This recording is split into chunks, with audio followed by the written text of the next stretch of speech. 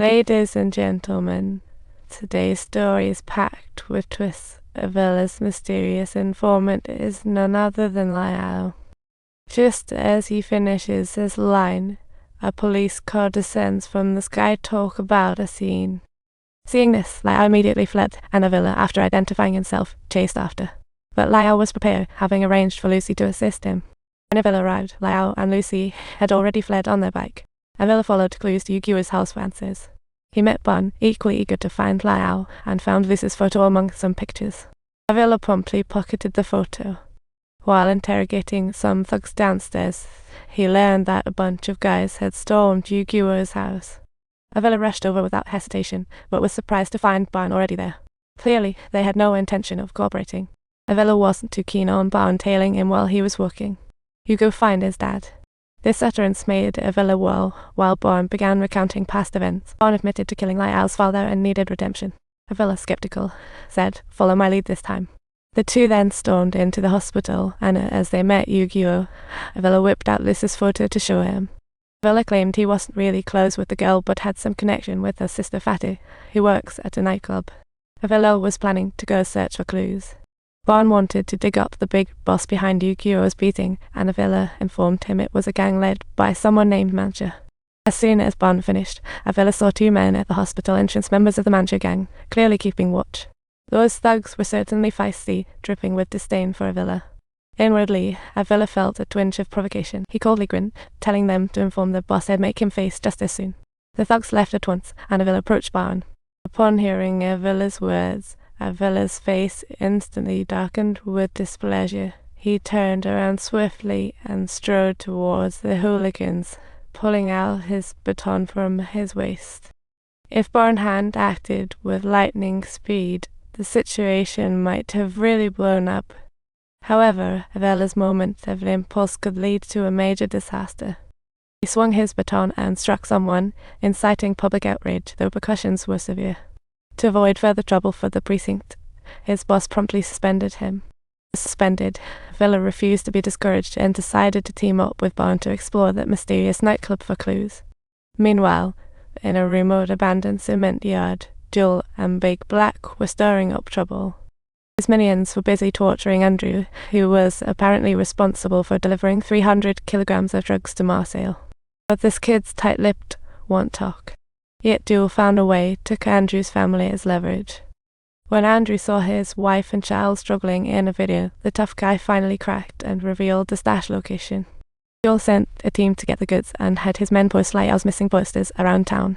He figured if they didn't snag Lyle quickly, all their plans would end up in smoke.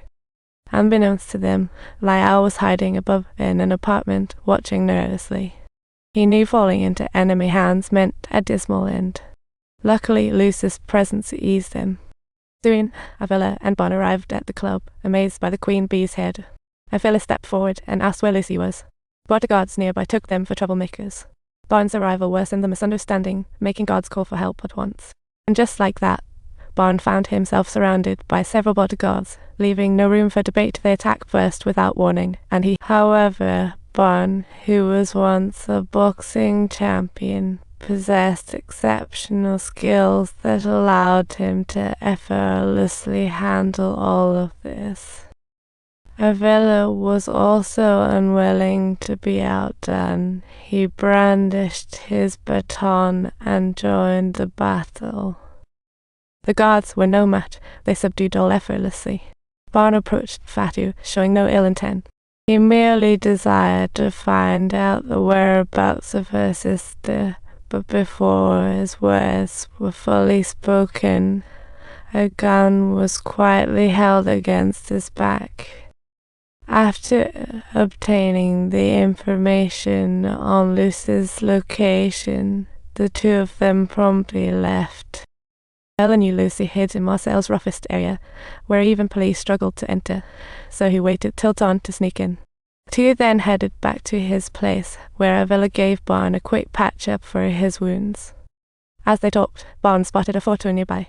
Avila openly admitted the boy was his brother and shared a past tale. He grew up with his brother and the big boss of the Mancha gang, Duel in the same neighborhood. One night, his brother was tied up and horrifically burned alive by Duel and his gang, and they even filmed it and sent it. This dramatic past became the wellspring of Avila's hatred for the Muncher gang. Warren was left stunned by Avila's At this time, Avila couldn't care about others, unsure if he'd survive tomorrow. Tonight, he just wants to let loose. However, as the pair indulged in intimacy, the Muncher gang plotted disaster. With Andrew's 300 of drugs, Duel could dominate the area. To maximize profits, he summoned the rival gang leader, Big Beard, curious about what tricks he had up his sleeve. Big Beard wanted to know what would happen if he didn't play by Duel's rules. Before he could finish, 2 henchmen dragged out the battered Andrew, tying him to 2 motorcycles. As the motorcycles roared to life, they jerked Andrew's arms away in an instant, a scene that was absolutely horrific. Even the battle-hardened Big Beard was shocked. Meanwhile, Avila and Barnes' hotel antics were picked up by some security guards.